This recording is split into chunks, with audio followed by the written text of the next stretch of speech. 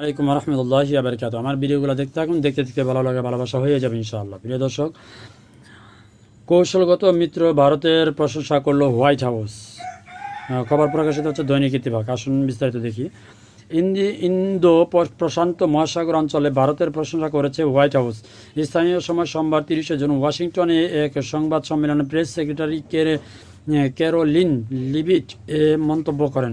স্থানীয় সময় সোমবার 30 জুন এক সংবাদ সম্মেলনে তিনি বলেন, এশিয়া প্রশান্ত মহাসাগর অঞ্চলে ভারত এখনও একটি অত্যন্ত কৌশল মিত্র।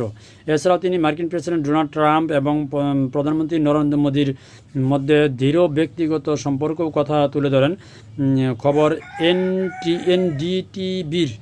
সংবাদ সম্মেলনে ইন্দো প্রশান্ত মহাসাগরীয় অঞ্চলে চীনের প্রভাবকে আমেরিকা কিভাবে দেখে সে সম্পর্কে বার্তা সংস্থা এনএএনআই এর এক প্রশ্নের জবাবে লিভিট বলেন, এশিয়া প্রশান্ত মহাসাগর অঞ্চলে ভারত এখনও একটি অত্যন্ত কৌশলগত মিত্র এবং প্রধানমন্ত্রী নরেন্দ্র মোদীর সঙ্গে প্রেসিডেন্টের খুব ভালো সম্পর্ক রয়েছে। তিনি তা অব্যাহত রাখবেন।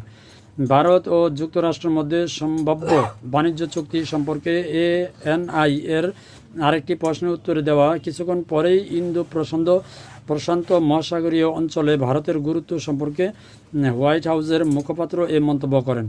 সংবাদ সম্মেলনে লিভিট বলেন, হ্যাঁ, প্রেসিডেন্ট গত সপ্তাহে বলেছেন যুক্তরাষ্ট্র এবং ভারত একটি বাণিজ্য চুক্তির খুব কাছাকাছি রয়েছে এবং এটি সত্য। আমি এই বিষয়ে আমাদের বাণিজ্য মন্ত্রীর সঙ্গে কথা বলেছি।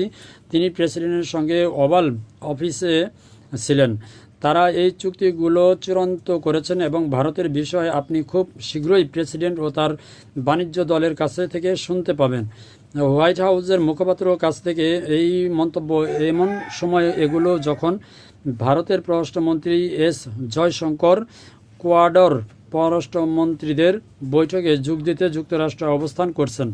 সোমবার তিনি জাতিসংঘের সন্ত্রাসবাদের মানবিক মূল্য শীর্ষক একটি প্রদর্শনীয় উদ্বোধন করেন, যার লক্ষ্য রাষ্ট্র স্পন্সর সন্ত্রাসবাদের প্রতি বিশ্বব্যাপী দৃঢ় আকর্ষণীয় করা। মূল কথা হচ্ছে চীনের প্রভাবজানি এই